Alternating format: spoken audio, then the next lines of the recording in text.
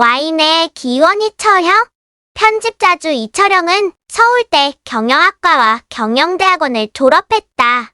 주와인나라 CEO로 매일경제신문에 와인 컨닝 페이퍼를 연재하고 있고 CEO를 위한 와인 컨닝 페이퍼라는 저서를 발간하기도 한 와인의 이론과 실제의 정통한 와인 전문가다.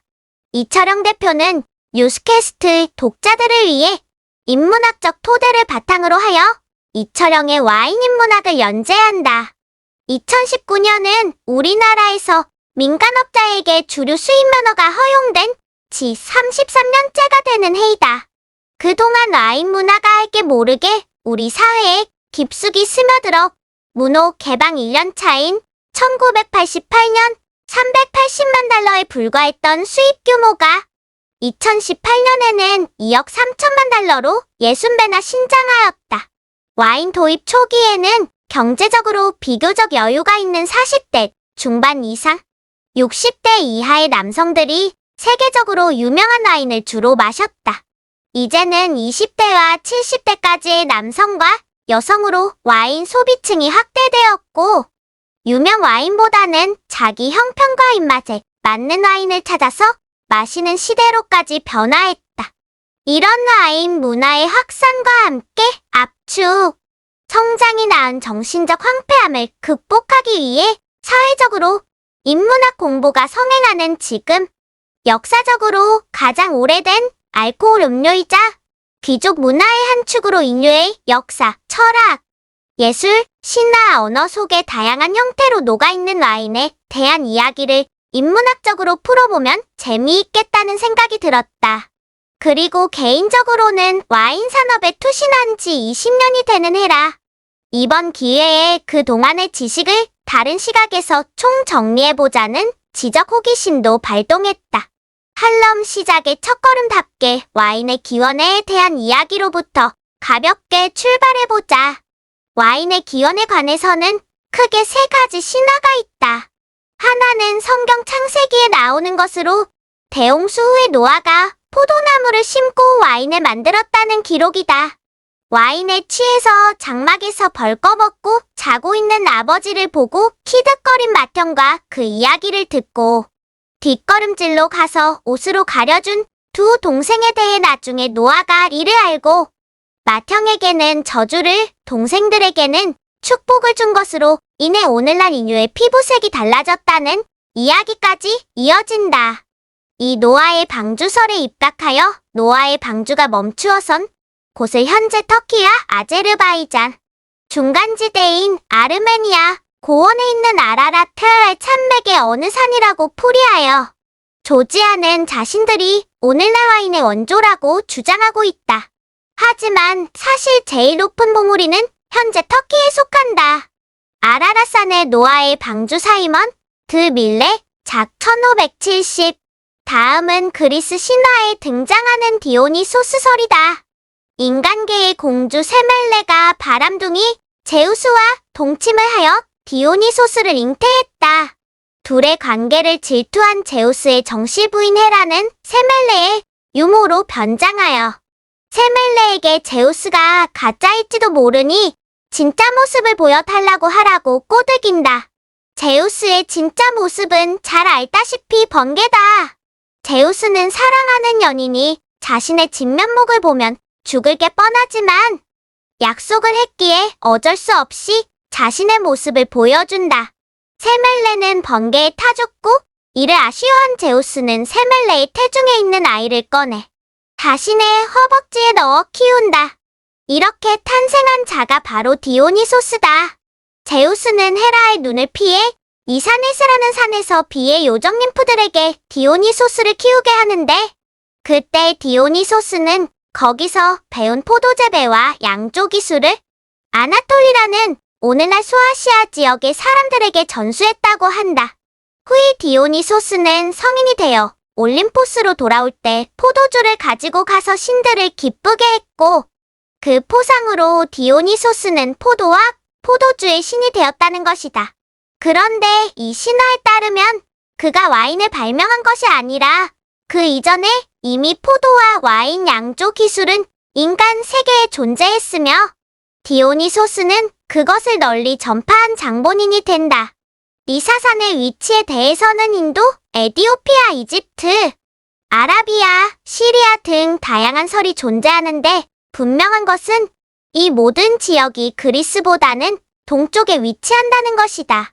세 번째는 페르시아 오늘날 이란의 전설로 네 번째 왕인 잠시드 잠실 대왕 시절에 그의 여인 중에 하나를 궁전에서 내쫓았고 그 여인은 낙담하여 자살하려고 왕의 창고에 들어가서 독인 줄 알고 마셨는데 죽기는커녕 기분이 더 좋아져서 알고 보니 그것은 상에서 먹지 못하는 포도들을 모아놓았던 용기의 용액이었다고 한다. 그녀는 왕에게 가서 이 사실을 고했고 왕도 그 맛을 보고 좋아서 다시 그녀를 부인으로 삼았다는 것이다. 이 이야기를 믿는다면 잠시드 대왕과 그의 여인이 와인의 발명자가 된다. 피르다우시 페더스라는 시인의 장편 서사시 샤나메 샤냉에 따르면 잠시드 대왕은 백성을 위해 무기 제조, 다양한 천의 직조와 염색, 벽돌집의 건축, 보석 등 귀금속의 채굴, 향수와 와인의 제조, 제약 기술, 향예술 등을 발명하거나 고안했다고 하니 대단한 성군인 셈이다. 이 세 전설과 여러 고고학적 자료들을 종합하며 와인은 조지아, 아르메니아, 아제르바이잔의 코카서스 3국에서 시작되어 메소포타미아 문명인 페르시아 이란을 거쳐 이집트인들과 오늘날의 시리아, 레바논, 이스라엘, 팔레스타인 지역에 거주하던 페니키아인들에 의해 크레타 섬을 거쳐 그리스와 지중해 연안의 국가들로 전파된 것으로 보인다. 전설 속에도 사실과 진실이 담겨있는 셈이다. 바쿠스 카라바조 작 1596만 1597년경 디오니소스를 로마에서는 바쿠스라 불렀다. 이런 전설과는 달리 와인의 기원에 대해 순전히 논리적으로 추론한 가설 두 가지가 있다. 하나는 인간 발견설이다. 인류가 채집 생활을 하던 원시 시절에 우연히 포도를 따먹어보고 맛있어서 자주 따먹게 되었다. 하루는 이것을 자신의 동굴로 가져와서 보관까지 하게 되는데 어쩌다가 이것을 잊어버린 채 내버려 두었던 것이 자연 발효된 와인이 되었다. 이를 먹어본 원시 인류가 그 신기한 맛과 향에 반해서 그 다음부터는 일부러 자연 발효시켜 만들게 되었다는 추론이다. 그러다가 BC 1만 8천년경 유목민 생활을 청산하고 정착 농경 생활을 하면서부터는 아예 야생 포도나무들을 한 곳에 모아서 포도원을 조성해서 양조까지 하게 되었다는 것이다. 또 다른 기원설은 원시 인류가 어느 날 원숭이들이 바위에 떨어져 자연 발효된 포도즙을 마시고 흥겨워하는 것을 보고 자신들도 그것을 먹어보니 맛도 있고 좋아서 처음에는 그것을 그냥 마시다가 아예 동굴에서 만들어 먹기 시작했다는 것으로 원숭이 관찰에 의한 발견설이라고 할 수 있다. 아레니 일레네일 동굴 아르메니아에서 가장 오래된 와이너리 유물이 발견된 곳. 그럼 과학적 증거로 보면 와인의 탄생과 전파는 어떻게 될까? 고고학적으로 양조의 증거가 발굴된 곳은 중국이 BC 7000년경으로 가장 오래되었지만 중국의 경우에는 쌀, 꿀과 포도 혹은 다른 과일 성분으로도 해석될 수 있는 과일을 함께 발효하여 만들었기에 오늘날 와인의 원조라고 볼 수는 없다고 한다. 오늘날과 같은 양조용 포도비테스, 비네프로 만든 와인으로는 조지아의 고대 항아리에서 발견된 포도, 잔유물로 판단할 때 BC 6천만 5800년경이 현재까지는 가장 오래된 것으로 본다. 그 다음 유물 발견 시대 순으로 이란이 BC 5000년, 그리스가 BC 4500년, 시칠리아가 BC 4000년으로 이어진다. 지금까지 발견된 가장 오래된 와이너리는 아르메니아에서 발견되었는데 이것은 BC 4100년경으로 추정된다고 하고 인도에서 BC 4세기 후반경, 중국 신강성에서 BC 2세기경에 와인에 관한 유물이 발견되었다고 하는 것으로 봐서는 와인은 조지아 등의 코카서스 3국에서 기원하여 페르시아 문명을 거쳐 동서 양갈래로 퍼져나간 것으로 추정하는 것이 타당하다. 이런 고고학적 증거와 신화를 함께 살펴보면 와인은 인류가 오랜 원시 시대를 끝내고 문명사회로 돌입할 무렵부터 인류와 함께 한 음료라는 것을 알 수 있다. 와인과 문명은 뗄래야 뗄 수 없는 긴밀한 파트너인 셈이다. 지상 최고의 술. 최고의 술은 무엇일까? 애주가들은 이런저런 장광설을 늘어놓으며 한 번쯤은 최고의 술에 대해 이야기를 해보았을 것이다. 뭐니 해도 비오는 날 부침개와 함께 들이키는 막걸리가 최고다. 무슨 소리? 중마고우와 함께 삼겹살 구워놓고 먹는 소주가 최고지. 아니야, 술하면 그래도 위스키야. 뒤끝 없고 목 넘김 좋고. 글쎄, 고량주가 윗길이지. 화끈하게 취하고 깨끗하게 깬다니까. 나의 첫 술 경험은 짓궂은 이종사촌 누나 덕에 대여섯 살 때 막걸리로 시작된다. 월남전 참전에서 돌아오신 아버님 덕에 초등 3학년 때 맥주를, 그리고 집에서 경산포도로 담근 달달한 포도주를 처음 접했다. 중학생 때 애꾸눈 해적 상표의 캡틴 큐가 처음 나왔을 때 호기심에 사서 마셔본 적도 있다. 이 술은 고등학생 때 마신 제과점의 복숭아 샴페인과 함께 다음날 머리가 뽀개지듯 아팠던 나쁜 기억으로 남아있다. 그래도 고등학생 때 마셔본 마주황과 고량주는 향이 있어서 그리 나쁘지 않았다. 정작 남들이 흔히 마시는 소주는 대학 신입생 때 처음 맛보았다. 그냥 분위기 때문에 마셨지 맛있다는 생각을 하진 않았다. 사회 초년병 시절엔 동료들이 소주 마실 때 나는 그들이 한약이라고 놀리던 백세주를 마셨다. 그 이후로 위스키와 위스키 맥주, 블렌딩의 폭탄주로 많은 날을 지새웠다. 일본계 회사에 근무하면서 사케를 접했고 백세주와 소주의 칵테일인 일명 50세주를 지나 부록의 나이가 되어서야 비로소 와인 애호가들의 종차격이라는 부르고뉴 와인을 처음 접했다. 루이 라투르의 알록스 꼬르통. 유레카! 나는 이 술을 마시고 완전히 다른 술의 신세계를 발견했고 곧 그 세계에 빠져들었다. 남다른 다양한 주류 편력의 결과 나는 와인이 모든 알코올 음료의 왕이라는 결론에 도달했다. 이것은 결코 내가 와인 사업을 하고 있어 하는 말이 아니다. 나의 인생은 와인을 알기 전과 와인을 알고 난 후로 나뉜다고까지 단언할 수 있다. 와인을 알고부터 나는 미식의 세계에 새로운 눈을 떴다. 물리적으로 현재를 살고 있지만 나는 와인을 통해 전혀 다른 세계가 존재할 수 있다는 것과 그 다양한 세계를 최대한 폭넓게 경험하고 알 수 있게 되었다. 또 와인을 마시면서 나는 인생이라는 소풍을 더욱 재미있고 더욱 풍요롭게 즐길 수 있다는 것도 깨닫게 되었다. 와인은 과연 술 중의 으뜸인 것이다.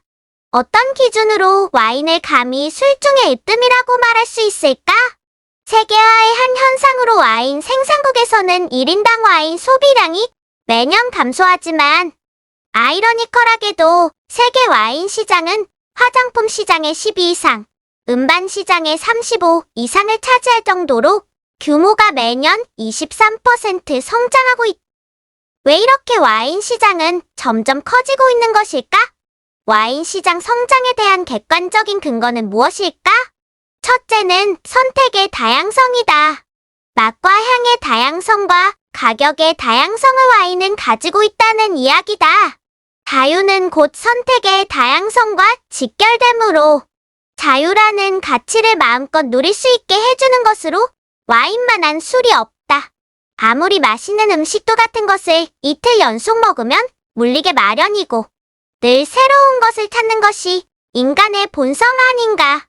와인의 경우 와인을 만드는 양조용 포도의 종류만 해도 최소 1,400여 가지가 넘는다.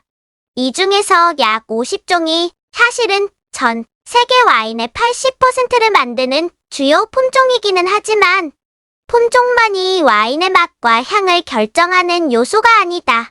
여기에 기후, 토양, 양조가라는 세 가지 변수가 더해져서 와인의 맛과 향이 결정되기에 그 조합은 거의 무한대에 가깝다. 심지어는 동일한 생산자가 만든 같은 포도원의 같은 품종으로 생산한 동일 빈티지 포도가 생산된 해이자 와인이 양조된 해의 와인조차도 병마다 향과 맛이 다를 정도이다. 와인의 이러한 변화무쌍함 때문에 와인은 지구상에 존재하는 병 숫자만큼의 맛과 향이 존재한다고 할 정도이다. 또한 천금을 주어야 살 수 있는 비싼 와인도 있지만 대중들이 즐길 수 있는 가격대의 좋은 와인도 얼마든지 많다. 가격이 지나치게 비싸서 일부 특권층만이 향유할 수 있다면 그것은 만인에게 최고일 수는 없다. 빈부를 넘어서 누구나 즐길 수 있는 술이어야 가격으로도 선택의 다양성을 가진다고 할 수 있을 것이고 와인은 그러한 조건을 충분히 충족시킨다. 둘째는 문화적 요소의 다양성이다. 술도 문화의 소산이므로 맛과 향도 중요하지만 다양한 스토리가 담겨 있을수록 매력적이다. 역사적으로 가장 오래된 술이 와인이다. 생산되는 나라가 북위 2050도, 남위 2040도의 벨트에 속하는 나라 중에 겨울이 우기이고 여름이 건기인 나라들에서는 모두 와인을 생산하고 있다. 그래서 이 와인들은 역사적으로도 서로 연결되어 있어서 수많은 역사와 스토리를 담고 있다. 즉 와인에 담긴 문화적 요소의 풍부함에 다른 술은 감히 명함을 내밀 수가 없다. 셋째는 건강에 대한 유익성 여부이다. 과음은 몸에 해롭다고 하지만 적당한 음주는 몸에 유익할 수 있다. 음주와 장수와의 상관관계에 관한 의학 연구들은 전혀 음주를 하지 않거나 과음하는 사람보다는 오히려 하루에 두세 잔 정도로 적당히 음주하는 사람이 장수하는 것으로 결론 짓는다. 한 걸음 더 나아가 주종별로 비교하면 다른 주종보다 와인을 마신 사람이 더 장수한다고 한다. 게다가 뇌과학자들에 따르면 와인 마실 때 뇌는 활성화된다고 한다. 손흥민 선수가 결승골을 넣는 것을 보거나 사랑을 나누거나 아름다운 풍광을 보거나 눈물 나게 감동을 받거나 하는 등의 경우도 뇌가 활성화되겠지만 와인을 마실 때 역시 그런 활동성을 보인다고 한다. 다만 와인을 마시는 경우 쾌락과 행복을 지배하는 호르몬까지 분비되어 중독성까지 띠게 한다고 하니 이것만 경계하면 된다. 넷째는 술을 마셔도 음주자에게 좋은 이미지를 부여해줘야 한다는 것이다. 와인은 남녀 모두에게 사회적으로 용인되는 술이라고 할 수 있다. 와인은 마시는 사람에게 우아하고 고급스럽고 밝고 유쾌한 이미지를 선사한다. 이것은 와인은 귀족의 술이었고 맥주나 소주는 서민의 술이었으니 이것을 마시는 사람은 문화 수준도 다를 것이라는 선입견에서 비롯되었을 수도 있다. 와인에 대해 고급스러운 분위기를 연출하는 영화나 광고 등의 매스미디어를 통한 학습 효과일 수도 있다. 하지만 어쨌거나 와인에는 고급한 이미지가 따라다닌다는 것은 부인할 수 없는 사실이다. 와인이 만국 공통 음식 언어가 되고 있고 시장이 꾸준히 성장하는 데는 와인을 마시는 사람에게는 품격이 있다라는 이미지가 형성되어 있다는 것을 부인할 수 없다. 다섯째, 함께 마시는 사람들 사이에 소통의 즐거움을 가져다 준다. 와인은 서양 식사에서 우리의 국이나 국물이 있는 반찬 같은 역할을 담당한다. 와인 생산국들은 대부분 물이 좋지 않아 물을 그냥 마실 수 없다. 더구나 주식이 육류여서 수분이 반드시 필요하니 그 보완책으로 발달한 것이 와인이다.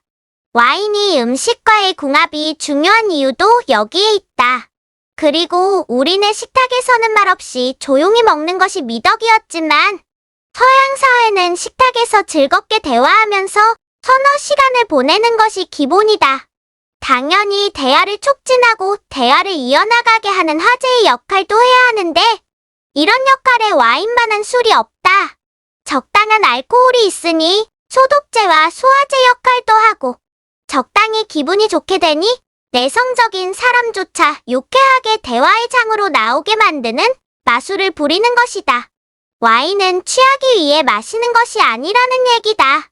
와인은 잔의 볼이 제일 넓은 부분까지 따라서 그 이하로 내려가면 첨잔하는 것이 매너이다.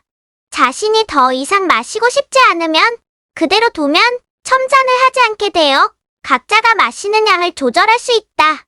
과음을 피하면서도 식사 시간 내내 대화를 즐길 수 있게 해주는 것이 바로 와인이다.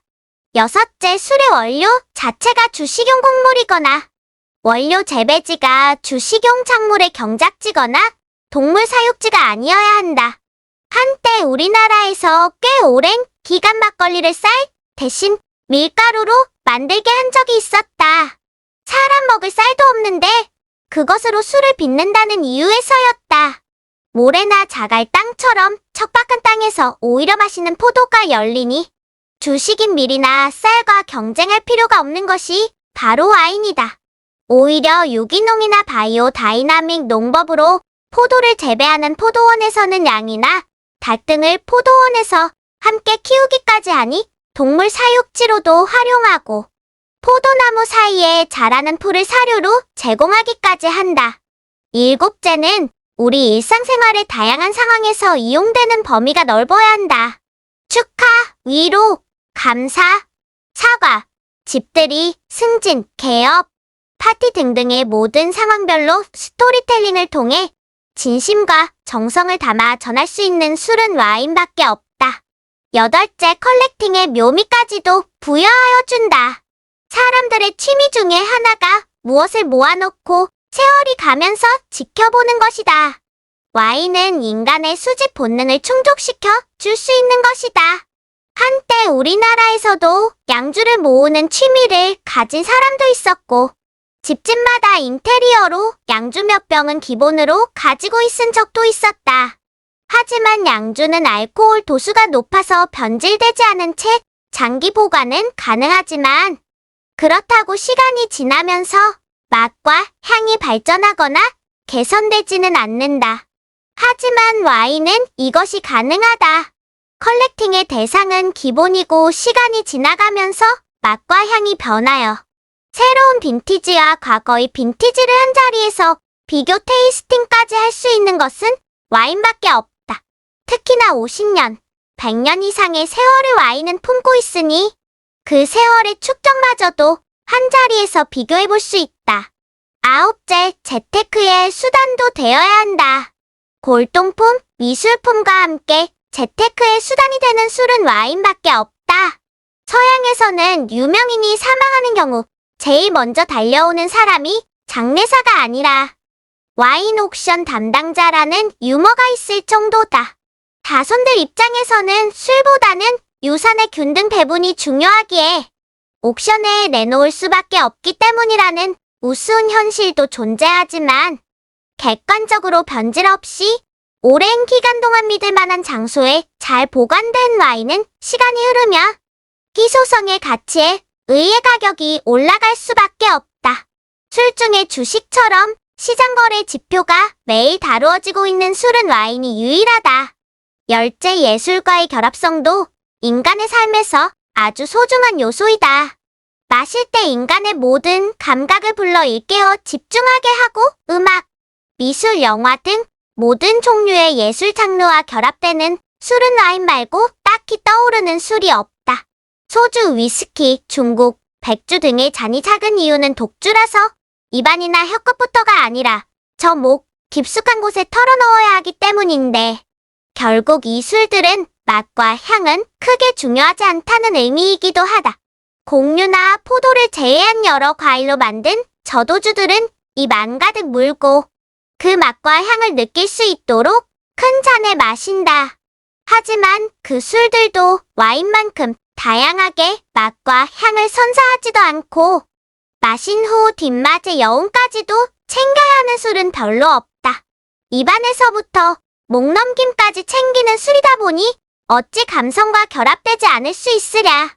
그래서 그런지 예술이나 속담에서 와인만큼 여러 소재로 많이 사용된 술이 없다. 그냥 술이 좋아 술을 마시고 시리에 읊은 시인들은 많았지만 특정한 술 종류를 주제로 삼은 경우가 와인만큼 많은 경우가 없다는 것이다. 이상의 10가지 기준들만으로도 와인은 충분히 마셔볼 만하지 않을까? 와인 마시기를 부담스러워하는 많은 분들이 와인은 공부를 해야 한다는 일종의 공포심리나 강박관념을 가지고 있다고 표현한다. 사실 술이란 것이 마시고 즐기는 것이지 굳이 공부하면서까지 마셔야 한다는 것에는 나도 반대한다. 하지만 마시다 보면 저절로 궁금해지게 되고 그래서 그것이 알고 싶어 스스로 인터넷 검색을 통해 배워가는 것이 와인이기에 마지막 11번째 기준은 마시면서 지식에 대한 목마름으로 교양과 지혜까지 쌓이게 하는 술이 와인이라는 것을 강조하고 싶다.